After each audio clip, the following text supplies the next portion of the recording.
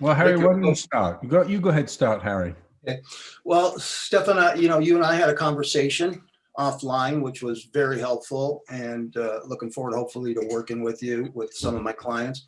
I also had a good conversation with the gentleman that's going to join us. He's starting a show. He's the LinkedIn wizard, right? I don't know if Yeah, you yeah. guys know what I'm talking about, but Fine, something fine. Jack yeah, Fine. Alan Fine. That's right, Alan Alan Fine. That's Fine. it. Yeah, yeah. He had some good information, and I find we've had a lot of guys in metal. There was the guy that was the not Instagram, but Twitter god, and like I say, he got Ken, a $500,000 followers, but it didn't do anything for him at all. So I constantly talk about what is a true conversion, and I love that that's where you come from, Stephen. So what I was going to ask when we have time is, I'd love to pick a platform, because I know we're at all different levels. Most of us don't even know where to start. Some of the guys that were on last time, it's like, how do you even begin? I figured if we pick Instagram or something, you could teach us how to analyze the data. I mentioned to you how the guy I follow, because this is all over my head, but I dive into it all the time, SEO, is that guy from Google, Anish, I think is his name. And I love the work he does, but boy, it's data science is a full-time career, And I like how you said, I think I read it on your site, but you said search is not the same as, social. They're just two different things. And I think people confuse that a lot. So at some point I thought, because I don't know how to analyze Google stats, right? And stats class in college years ago, taught me that you can make the stats say whatever you want. And so I hear the marketers saying one thing and, the pragmatists saying another. And that's why I like how Rick is trying to simplify complexity, but stay just this side of it. So we get it right. Yeah. That's where I'm at. Okay. How do you analyze that data? Yeah, so I think very highly of Avinash Kaushik, the guy at Google that you're talking about. And I've known him for years, decades actually.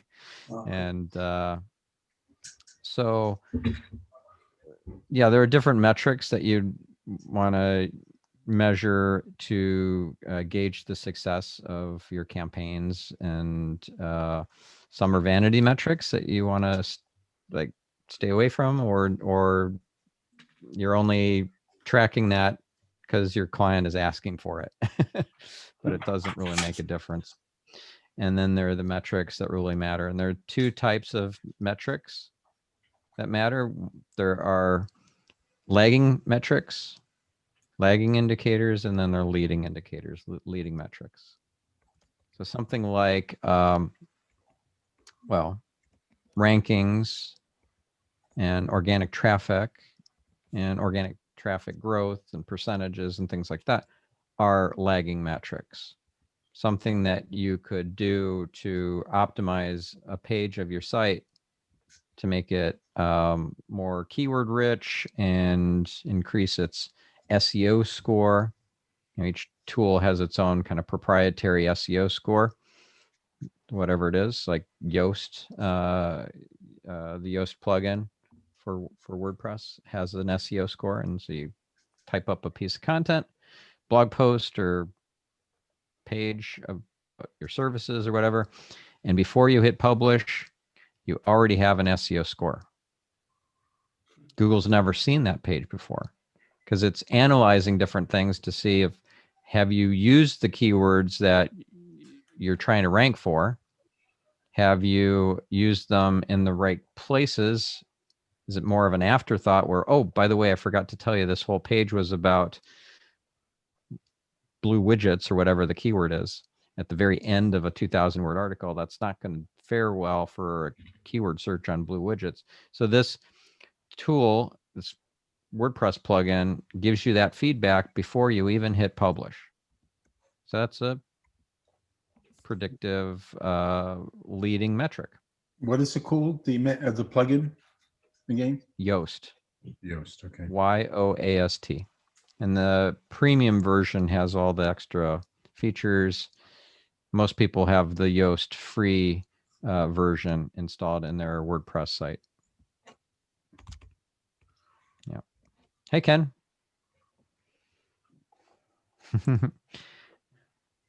So, Hi. Rick, Yeah. what would you like to Well, cover? last time I was the guinea pig and showed the a couple of YouTube things, and the thing you told me was to get the thumbnail thing, and I put one up very quickly to just have a color, look, and feel. So the three things were, but to be quite honest, after doing that, I haven't done anything else. But the issue that I would like to get some information is, well, what are the ways in which you can, I mean, you just mentioned those, keywords. Well, I don't even know how to optimize or even promote those things. So one, okay, it's out. There's only a few things. I'm just experimenting. So how do you make it more findable, or whatever you can do to drive traffic to it? Mm-hmm. And is that a blog post or just your website generally, or a YouTube video? Well, it's YouTube video. I've also got it on LinkedIn, and I found that when I put it on LinkedIn, actually, it was driving traffic from LinkedIn to that. I didn't realize that the metrics would be captured there, even though it was on LinkedIn. And the other is, I do have a few blog posts that I'd like to promote more proactively, and how to do that. I've never done LinkedIn advertising, for example, but I was on a call last night and somebody was comparing the pros and cons of using advertising on LinkedIn versus Facebook. And they were saying for them, Facebook was cheaper and better than using LinkedIn, for example. So I haven't done LinkedIn advertising is terrible. Yeah, that's what I thought. You might as well take money and set it on fire. I've done that. Not literally setting it on fire, but it felt like I was setting on fire because yeah, exactly, Ken. Exactly. It was so frustrating. A lot of people I even hired the. What's that? I found that statement very interesting because a lot of people seem to really advocate for LinkedIn advertisement. So, well, AJ Wilcox is the guy for LinkedIn advertising, and he came and spoke at a medal Saturday, and he's the guy that I worked with. Super highly recommended, smart guy. I like him, but yeah, 5 figures set on fire working with him over a course of a couple 2-3 months. I mean, we're supposed to work together for a minimum of 3 months, and after losing my shirt for 2 months, I'm like, yeah, we got to stop. I can't do another month of this. So was he the redhead kid? Yeah. Yeah. And see, I think these guys drink their own Kool-Aid sometimes, and because I think a lot of them make a lot of money doing what they're doing, versus being able to teach or help another company strategize and make it work for them. It's kind of like these influencers. Yeah. So do you recommend any? You're familiar with the blue ocean, red ocean idea, right? No. So there's a book about this. So you want to be in the blue ocean, not a red ocean. Red ocean is where it's super competitive. There's a lot of sharks. Yeah, exactly. And it's really hard to get a meal. Blue ocean, there's no competition there. Okay. So if you're AJ Wilcox and you're starting a business, an agency, and you want to create a blue ocean opportunity for yourself, you create a LinkedIn ads agency instead of, like everybody else, a Facebook ad agency. Now, Facebook is way better for most people that I don't even know who would say that LinkedIn ads would be better than Facebook ads. I have yet to come across that person. No. But he's got a blue ocean strategy in place. I'm the LinkedIn ads guy. If you want to advertise on LinkedIn, I'm your guy. It makes total sense for him, but it's not in your best interest. Got it. Yeah, I think that's the wrong metaphor. Saying that he's a blue ocean. It's Well, He's a shark in a blue ocean. yeah, it's right. Exactly. exactly. That's oh, right. Well, I'm not saying he's Yeah. doing anything unethical. He's Right, very right. good at what he does, Yeah, yeah. and he's occupying a space where he can be the guy, and good for him. But just recognize that that's for his benefit. And if you're wanting to spend your dollars the most effective way, I would agree with what you just said about Facebook ads being much higher performing, cheaper, and you get better response than LinkedIn ads. But so on that note, Stefan, what I find so challenging about this work in this space is determining the true ROI, right? Both monetization wise and brand elevation wise. But can you talk about? I got a client, and the folks they use, they pay to boost their Facebook ads or views. You know, they pay for that boosting, and that doesn't seem to work. No. The clients say, "What, you know?" So, but you like Facebook, you say? Yeah, boosting posts is a brain dead way of doing Facebook ads. Boosted posts are terrible. It's lazy. It's ineffective. You want to set audience targeting, and then you want to do different like split tests and things to dial in the best performing ad copy, ad creative, and offer and landing page and timing and all that sort of stuff. And how can you do that if you just hit the boost post button? No. Yeah. And you do that by A/B testing? Well, you don't have to A/B test, but I highly recommend it. Okay. Like you can test so much just by doing a simple ad setup in Facebook. Let's say that you're not sure about the title of your next book or the book cover, and you got two variants. You're like, I don't know which one to go with. Just put a simple Facebook ad up, test the two variants against each other, and see what the response is in terms of clicks. Wow, this cover got so much more play than the other one. You know, so many more clicks. Or this title got way more clicks than the other one. Then you know, oh, that's the book title I should go with. That's the book cover I should go with. It's really cool. And I assume that would apply even to like one of Dr. Ricks's posts, right? If you use two different photographs or two different headlines, yeah, test them that way and see which one gets a better response. Even the layout with bullet points, right? Yeah, you can't test too many things at once because then you won't know what was the thing that made the difference, what didn't, right? So you can't test the bullets and the headline and let's say an image all at the same time. Sure. You'd have to just vary one thing. Yeah.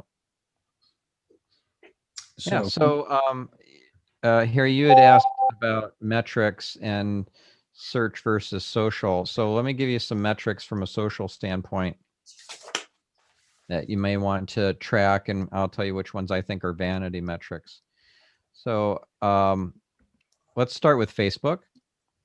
You have shares, you have likes, and more generally, you have reactions, which include likes and loves and wows and all that. And you have, if you're advertising, the cost, like the ROAS, return on ad spend, ROAS. So you have your ad cost, you have your click-throughs. I mean, you still have click-throughs on organic if you haven't paid any money for ads. The thing about Facebook is it's really very much a pay-to-play sort of platform. If you have a Facebook page, now I'm not talking about your personal profile, but if you have a Facebook page, it's very unlikely you're going to get much play from Facebook if you're not spending money. You might have a bazillion likes on your page, you might think, wow, that's my audience. I have 50,000 of them. Hardly anybody is going to see your stuff. So you just have to pay to play. So return on ad spend is the metric. And if you're trying to figure out, well, how do I reduce my return on ad spend? That's where a metric called the share to reaction ratio comes in. You guys ever heard of this? So what do you think is more valuable on Facebook? A like or a share? Yeah. Sure. Yeah. So if somebody is sharing your post, that is amazing. If somebody likes it, big deal. If you have a lot of shares and you have a lot of likes or reactions more generally, that's not ideal. You actually want all those shares, but you want very few likes in comparison, because that increases your share to reaction ratio. So the higher the shares and the lower the reactions, the better the Facebook algorithm is going to like you.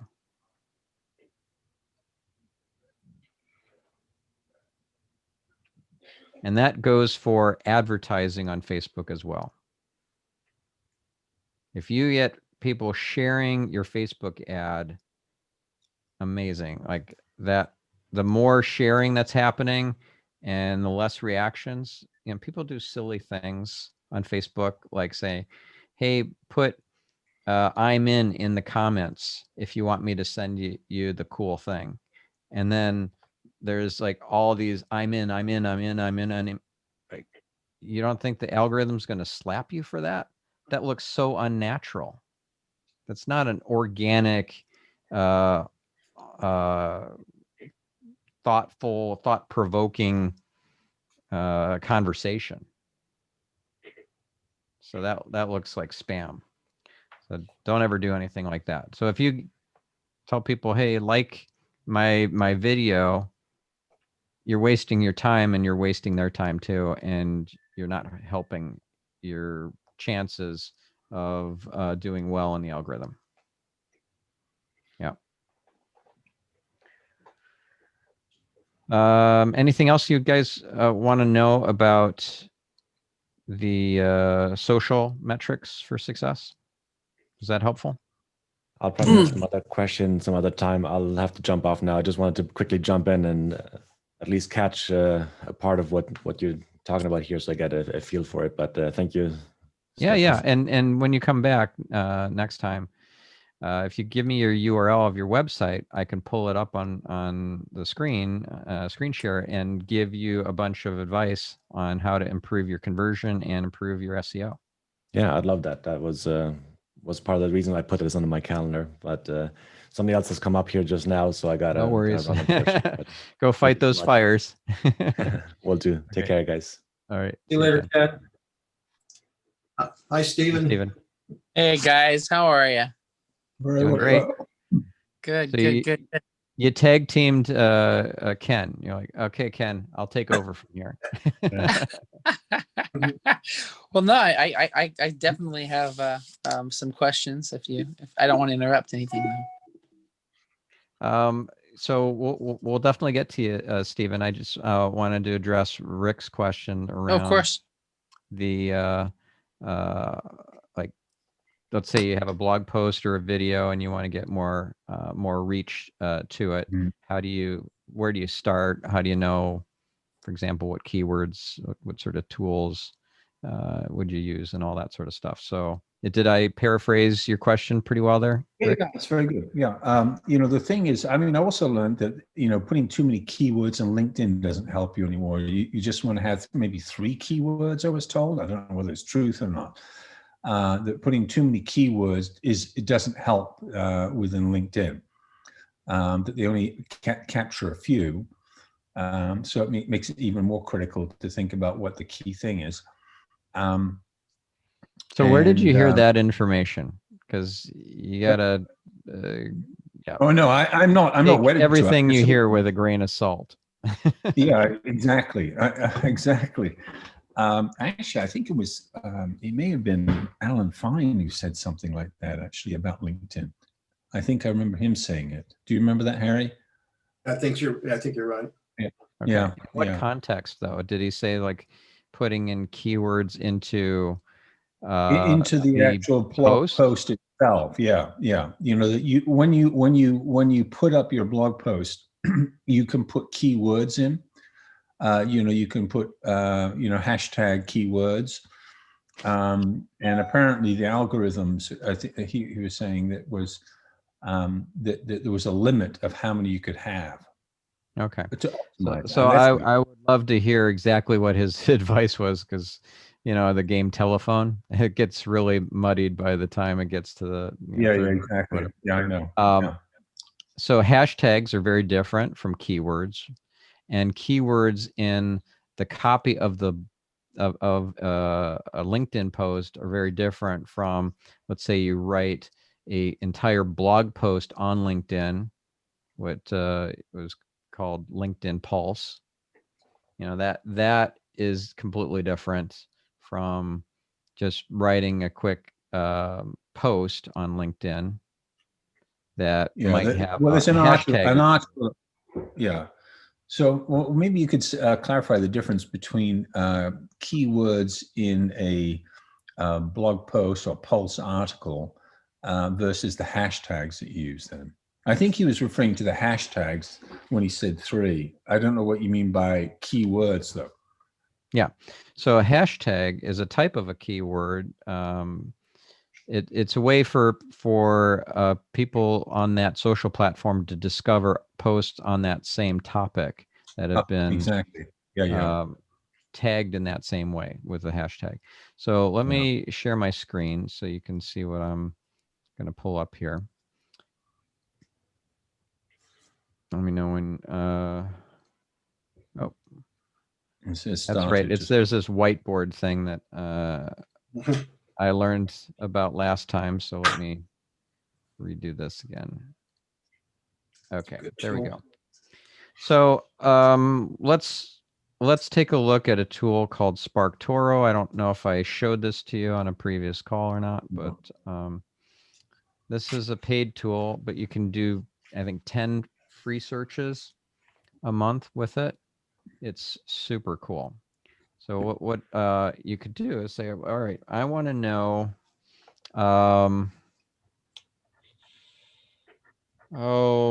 give me a topic that people might be talking about on social. Health, or do you want it more narrow than that? Narrower. Singing. Okay, that's not narrow enough, but let's say voice coaching. Opera singing, or an opera. Voice coaching's good. I like that. So voice coaching. People who would talk about on social media the phrase voice coaching make up a community in this tool. That audience of people would be collected and then analyzed to see what else they're talking about and where are they located and what hashtags are they using in their posts and what podcasts are they listening to and what YouTube channels are they subscribed to and what websites are they visiting and what other social accounts are they following. Pretty amazing, right? You can see all that just by typing in 2 words, in this case, voice coaching. So I'll take you to the audience insights section. So this audience of people who are talking about voice coaching, pretty good sized audience, 556,000 people. And they are using these sorts of hashtags: voiceover, voice actor, like hashtag voice actor, right? Hashtag voice over actor coach, actor's life, acting, right? So a lot of voiceover stuff here. We got singer, The Last Dance, BLM, well-being, etc. Okay. If we just look at words they're using, words and keywords are essentially the same thing, except what's not a keyword would be a word like the or and or is or who or whatever, unless it's the who. Remember that band? So that's the difference between just regular words or keywords. Keywords are words that have meaning, and people might search those keywords, or those keywords might help an algorithm figure out what your content is about, the topic of it. So keywords are relevant in those kinds of scenarios. And these are some keywords, words that people are using in their posts on social media. When they're talking about voice coaching, they're also talking about opportunity and field and advice and student and voice actor and voice actors, voice acting, voice talent. Not every one of these keywords is good. That you're like, oh, wow, that's a great keyword. I should totally go after that one. Like NFL draft. What the heck? Why is that in there? Probably because the word coaching is somewhere and the word voice is somewhere. It's not the phrase. So let's put voice coaching together as a phrase and put quotes around it. So now it's an exact phrase. Let's see how that changes. Like, not very many people are talking about voice coaching as a phrase. See that? Mhm. Now we're down from 50,000 to 114. So these are the kinds of words that now this audience is using. That's Talent. incredibly small. Yeah, it is incredibly small. Workshop, voice actor, voice talent, cast, crew. Does this count as one search? Because you said for free, you can do 10 searches a month. Is that what you said? That's right. And this is a free, well, I have a paid account that gives me 500 searches a month. But yeah, this Okay. query is free because there's so few people in that audience. But this counts as one search. Well, the previous one counted as one search. This one is free. This is a 0 search. But if it had a bigger audience, it would count as one search. Interesting. So as you dive down into the details, that's an additional search? Nope. Or no, just the voice Nope. coaching? Just putting in voice coaching as a phrase is free. And then- Putting in voice coaching as 2 separate words where it isn't necessarily a phrase, those 2 words just appear. That is free whether I just look at the overview or I dig into all of the different subsections, websites, podcasts, YouTube, etc. So let's see what people are going to. This is Yeah, it's a great tool. Where are they going in terms of YouTube channels? Rodney Salisbury. He's one of the top voiceover talents in the country and the best-selling author known for his voice work on commercials. Do you know who he is? I've never heard of him. Okay. Eckhart Tolle? You've heard of Yes, him, I've right? definitely heard. So people who are into voice coaches are into Eckhart Tolle. Who knew? Wow. Joe Cipriano. I've heard of Yep. him. He's a big voiceover guy. He does all these movie trailers. But is he got 634 followers? Is that what that is? What's that number? Subscribers, yeah. That's it. So he's a small guy on YouTube, but he's a well-known guy. He's been in the voiceover world for decades. And you'll recognize his voice for sure when you hear it. So I would think SAG-AFTRA would have more because of who they are. But if Stephen was trying to target these folks, is there a way for him to get linked? Well, if I could ask a quick question, Stephen, I worked with a friend of mine that was an SEO guy when I built an early website. And he made me go in every photo. So I know having videos helps you with your ranking, having photography, and he would, instead of the photo being labeled the number or whatever it was, he would make me type in a word like cinematography, because it was gaming the algorithm basically. Because when he said, when Google looks for those photos, it reads that and it rates you higher. And then they got to a point where, since linking is important, because my question is going to be about, it seems like keyword is the holy grail still to understand. That seems to be the most powerful thing. And then hashtags. But he created, like, for one of his clients, 30 other websites and linked them all together. And they like didn't care if anybody was going to those other websites. It just got the main website ranked higher. And Yeah, that's called a private blog network, and it's super spammy, and Google penalizes sites for doing that. Yeah, there's a bunch of stuff in what you were saying about what that guy does that made my skin crawl. Right. I just want to make a slight tweak to something that you said, that keywords are like the holy grail and the most important thing. It's really what Google calls entities that matter, not keywords. But we don't think in terms of entities. We're typing in keywords into Google. So if we type in pizza near me into Google, that's 3 different keywords as a keyword phrase. And I might want, as let's say a local Domino's pizza, to rank for that, but I also want to rank for pizza in Santa Monica, or pizza dine-in pizza restaurants near the pier, or near Santa Monica Pier, or whatever, right? So all these different keywords that relate to topics, that those topics have a collection of keywords. So if you explode out a topic, what Google refers to as an entity, you might see that there are dozens of keywords in that entity, different verb tenses, singular, plural, misspellings even, right? So accommodation spelled wrong with 1 M instead of 2, because a lot of people don't know how to spell. And all of that stuff is lumped together in an entity. And that's how Google thinks of it, as entities. But you have to think in terms of what keywords are people typing in.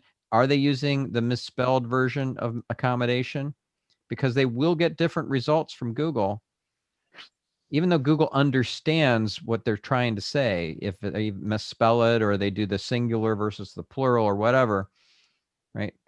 Pizza parlor near me, pizza parlors near me will not return exactly the same results.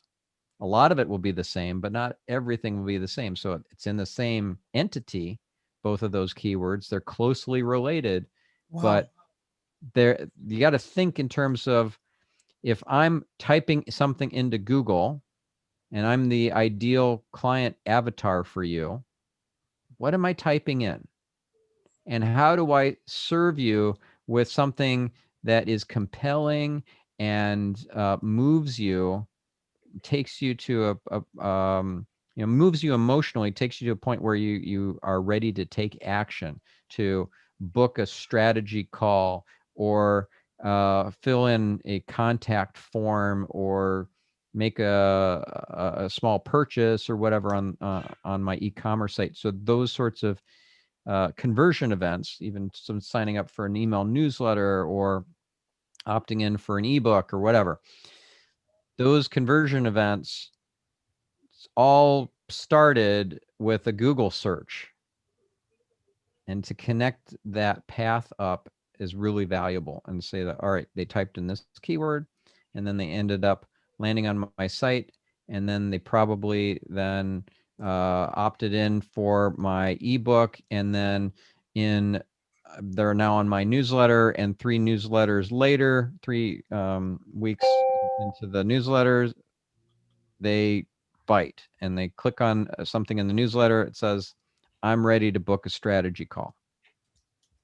You should know that whole process if possible, which gets back to what Harry was mentioning earlier about I really want to be able to track this and show ROI, and that's hard with SEO. It's a lot easier with paid search or with Facebook ads, because when you spend money on advertising with Google or Facebook, they give you a lot more ability to track that you don't have with organic.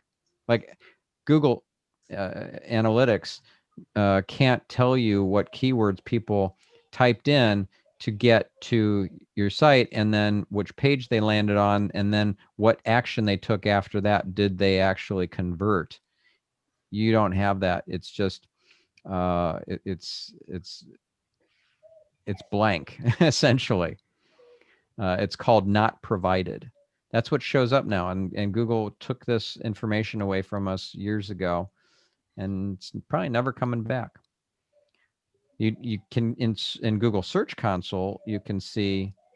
Let me show you what you can see in Google Search Console. You should all have Google Search Console set up for your website. So this is for my marketingspeak.com site, and I can see with this what people are searching for that either gets my website in front of them on a Google search. That's called an impression. Steven, Or what even should we be looking at right now? I'm sorry. Are you guys seeing? We're still looking at the same page we were looking at before. oh, right. Okay, so I'm not sharing the desktop. How do I share? And what did you say that we should all have? All social what? It's called Google Search Console. So let me switch to the screen. I don't know why I can't just share my desktop. There we go. So I'm in Google Search Console, which is free, and you need to claim your site with it so that you can see all this data. I went to performance and search results, and you can see total impressions over this time period of 3 months is 193,000, and then total clicks 1,900, almost 2,000 clicks. But then I get to see what keywords, search queries, the users typed in to Google that brought them to my site, or at least got an impression where they saw my site in the search results. So if I sorted it by clicks, Pat Quinn's speaker got me 95 clicks, where I ranked. And here, this is another trick, is to click on average CTR and click on average position. That not just overlays on the graph those additional data points, but it adds 2 additional columns underneath where I can see clicks, impressions, CTR, and position. And I know that on average, I rank at position 2.6 for Pat Quinn speaker. Isn't that cool? Wow. What does that But mean? this was set up for you by Google. You didn't do any of this? Right. So all I did is I went to search.google.com/search-console. You don't even have to remember that. You just Google it. Google Search Console. GSC. That's what it's called. So I just Google for it, and then, click on that. Click on Start Now, and then it'll ask you, what website do you want to add? I already have websites added. I have a whole bunch. Does it have to be clients your on myself. website, or can you do this with any website? Any website where they give you that control. So I have clients who have given me that level of access. They've granted me access to look at this data. And then my own websites, of course, I can do that too as well. Cool. Wow. But what I don't get to see, inside of Google Analytics, you can track the conversion events. Right? You set up goals in Google Analytics. And what I can't see is what happens as far as goal completion in Google Analytics. It stops with them landing on my site. I get to see what page they land on, and I don't get to see anything after that. In Google Search Console, in Google Analytics, it doesn't connect up the it doesn't complete the whole buyer journey. Wow. But it's really nice to be able to get this data. So let's say that I wanted to go and look at, let's say,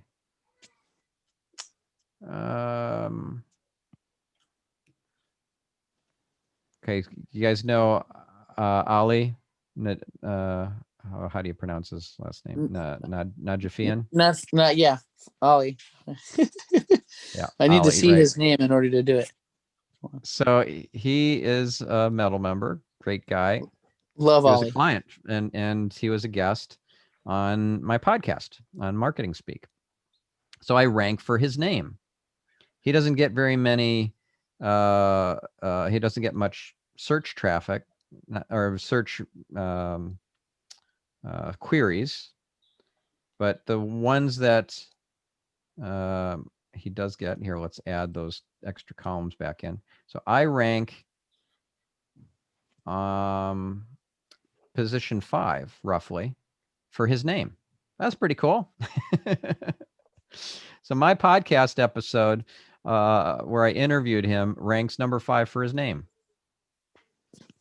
Cool. Wow. And I get an 11% CTR, click-through rate, which is quite high. And What, though? 127 impressions.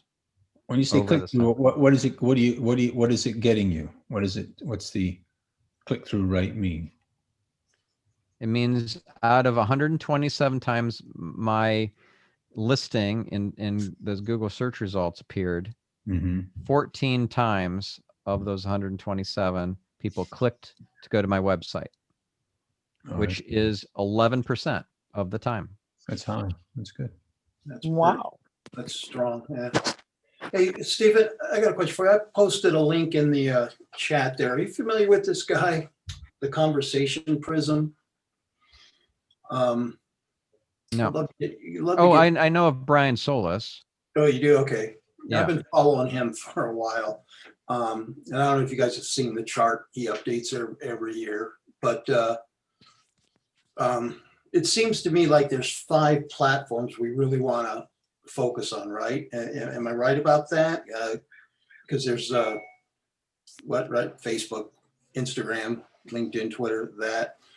But I see a couple other platforms like Pinterest and some others that I don't think clients are leveraging, to the extent they could.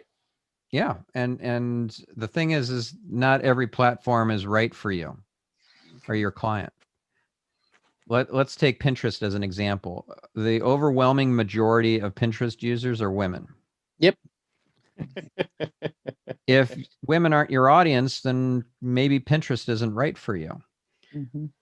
One thing I really like about Pinterest that the other social platforms don't have is they're really evergreen.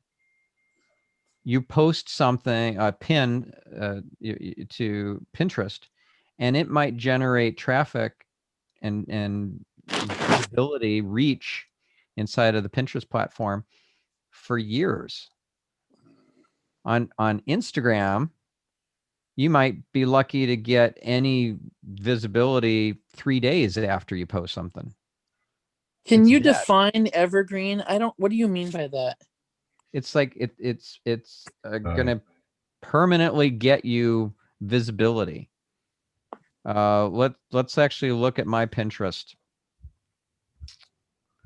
And we use it, Stephen, as it doesn't date itself. It's not dated. It could last forever, right? Am I right, Stephen? Yeah. It'll be up Yeah. there.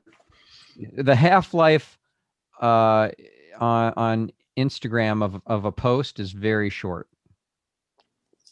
You post something to Instagram and it's just old news and nobody's going to see it. How often have you gone to Instagram and looked at somebody's posts on their from 2 months ago or 3 months ago, or on Twitter for that matter, or on Facebook for that matter? It's just nobody does that. But stuff that gets posted on Pinterest can generate traffic, can get reach and visibility years later. Interesting. So What are since we're talking about things being evergreen, just quickly, Stefan, what would you recommend are the things we should be on that are evergreen? Pinterest, what else?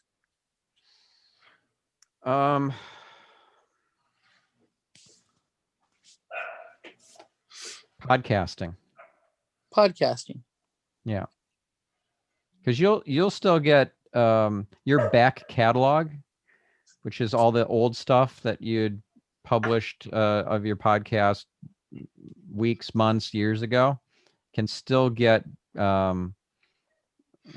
listens after a lot of time goes by. So Can I ask you a quick question about podcasts? Would that be okay?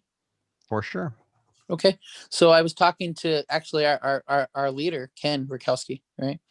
And I told him, hey, I think I should just start doing a podcast just to get experience and get exposure. And I don't even have to post them. I can just, start learning how to do it and everything like that. And he says that I shouldn't do it until I'm ready. What do you think about that? I don't agree. Okay. So you would say that that my idea about just getting experience and just starting to do it and like starting to create content is something I should just do yesterday. Yeah. Okay. And the reason why is because you're not going to be perfect. Nobody is when they start their podcast. Somebody like Pat Flynn, who's super successful, huge podcaster. He's got the simple, what's it called? Smart Passive Income podcast is his. He has millions and millions of people listening to him. And his first episodes, if you go back and you can listen to his very first episode, it was terrible because he was just learning. He was not very good yet. My episodes from 2015, when I started Marketing Speak, and my other show was Get Yourself Optimized, they weren't fantastic. They were okay. They were pretty good, but I have up-leveled for sure. And so this is the podcast website for Marketing Speak. And okay. by the way, if you have a website and you don't have impact metrics, you're missing something really important. Like social proof includes not just as seen on logos or big client logos or big partnership like strategic alliance type logos or major conferences and seminars and things that you've spoken at, but it also includes impact metrics. Impact metrics like number of people served, right? How many billion or trillion people were served by McDonald's, right? Remember how that'd be on the sign back in the day? Yeah, billions. Over Billions 2 and billions. billion served. So if you don't have impact metrics, then you're missing an opportunity to convey something very powerful and punchy and impactful and persuasive. It should be right on your homepage above the fold, really, even. So do you think podcasts are so important? Like even like my 9-year-old should start learning how to podcast? Is it that valuable? I think it is. If you think about how many blogs there are, probably billions, I would imagine, right? Yeah. How many podcasts are there? Less than 1.5 million. Okay. Wow.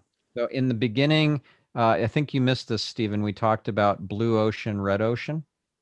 Red ocean is where it's very competitive and it's occupied by a lot of a lot of folks.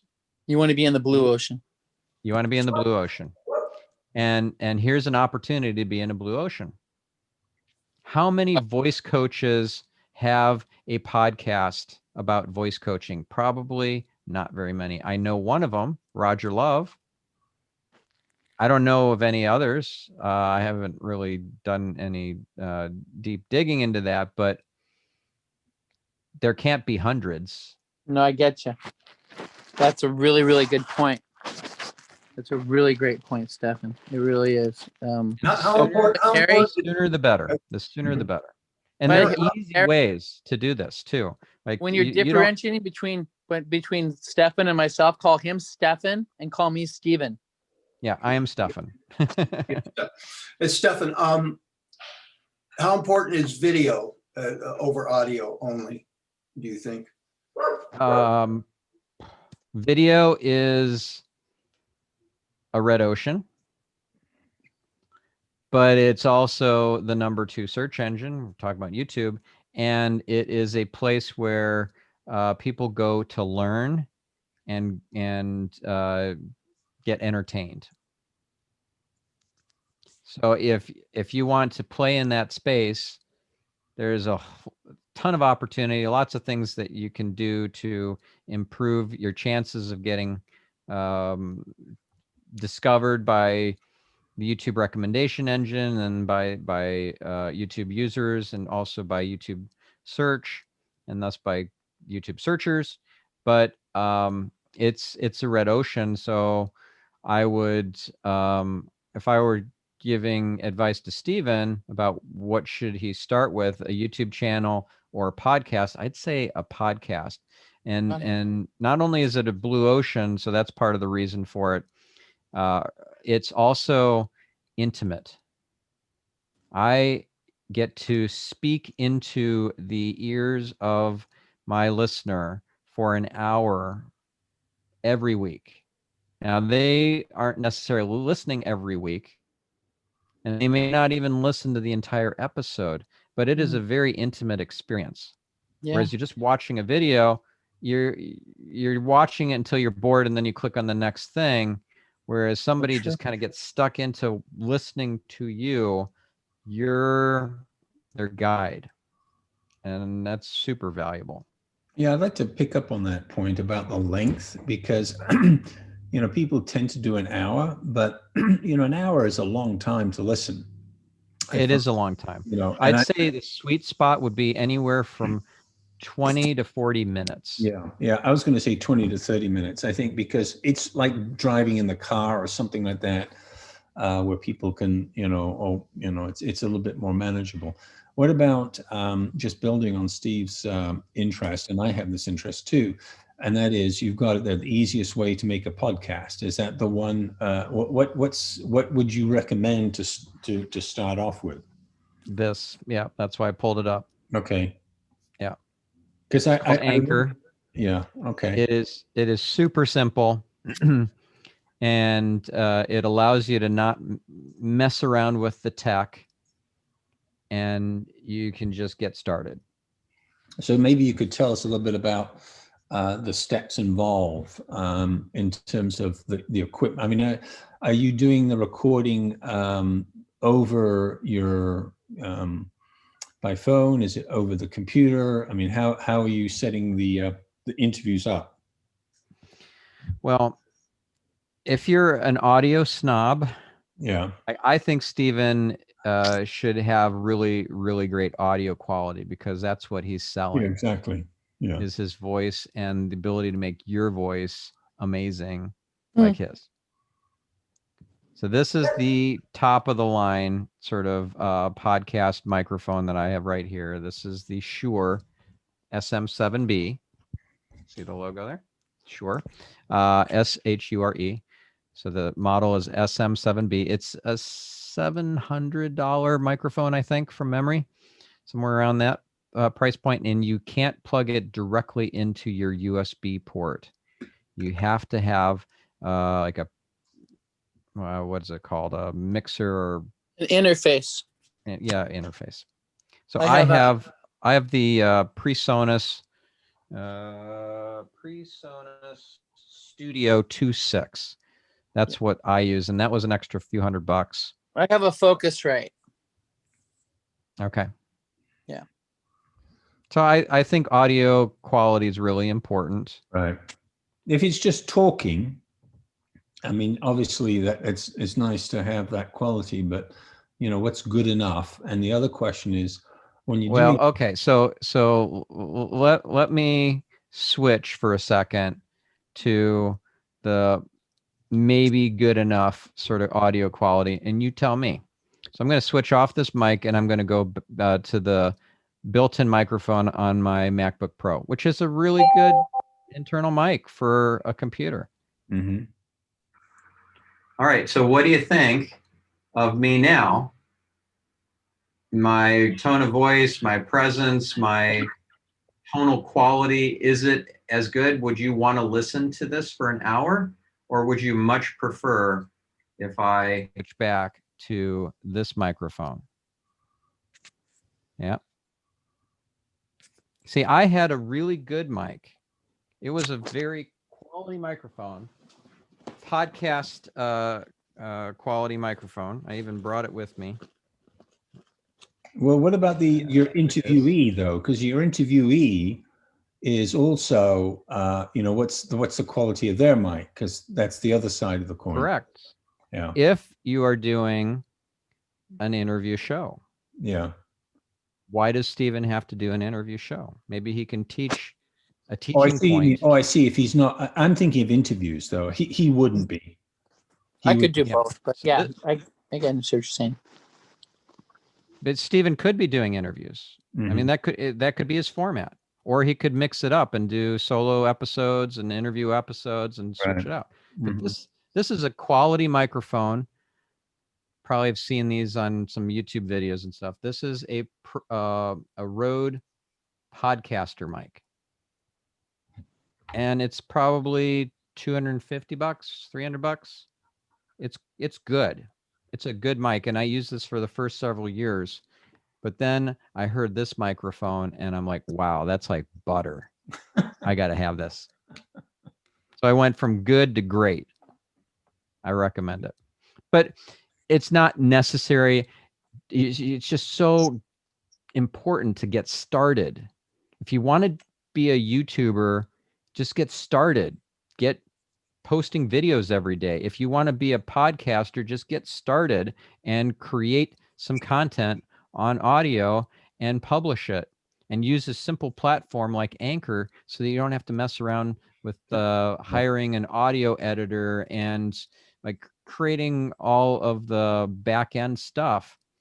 You just a quick question, because I know we're coming up to the hour. In terms of the interview, if you're using Anchor, and I presume you can do it from your MacBook or whatever computer you have. The other person would be on the computer as well. You'd be linking through that, or how do you? So you could be doing a conversation via Zoom or Skype, or I'm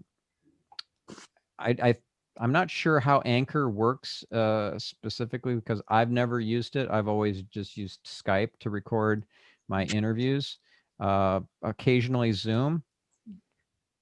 And yeah, it's just I'm in a conversation and I record it, and then I drop it into Dropbox, and my team does all their magic. They do the audio editing, they create the transcript, they create the show notes, and long form blog post based on the transcript, create a checklist. They do all that behind the scenes, and then the episode airs, and you can see what. So really, Anchor is just the publishing platform. That's it. Once you've got the audio tape all set up. I think you should take a look at their like explainer video and see what it all does. It tries to be everything for you, to help you create the podcast episodes, to distribute them, and even to monetize them through advertising if you have an audience. So I would look into that. But if you look at my Marketing Speak website, and you see what a typical episode looks like let's go to the Seth Godin interview. It's a great episode, the Seth Godin one. So here it is. And I had my team transcribe it and then turn it into a long form blog post. There's click to tweets in here. There's a pop-up with there's images, there's book covers. It's just really engaging, as if it was a blog post instead of just a boring transcript, a big wall of text. Nobody likes a big wall of text. Nobody wants And to who read it. created that, Stefan? What's that? And how did that get created? My team. I have a team in Oh, the okay. Philippines, and I mean, I have the team that includes 3 people in the Philippines, but people in the U.S. and so forth as well. But yeah, it's the team in the Philippines that creates the this for my show and my 2 shows, I should say, Marketing Speak and Get Yourself Optimized, and then my wife's show, Stellar Life. So yeah, that's a This wrap. is I think we're out of time. This is my other show, by the way. I highly recommend it. This is amazing. All right, guys. Okay, well, thanks for the chat. Maybe next week we can go back to the issue of how to drive traffic to a blog or to a. Oh yeah. Go down these rabbit holes. Yeah. That's exactly. It's a free form, but My apologies, gentlemen. I did not mean to do that. No Yes, problem. Great information. All great information. we won't let you get away with it next week, though. Okay. Keep me on task. All right, guys. We'll see you then. All right. Thanks. Bye. Great Thanksgiving. Okay. Bye. You too now. Okay. Bye, guys. Bye. Hey, you there? Bye-bye.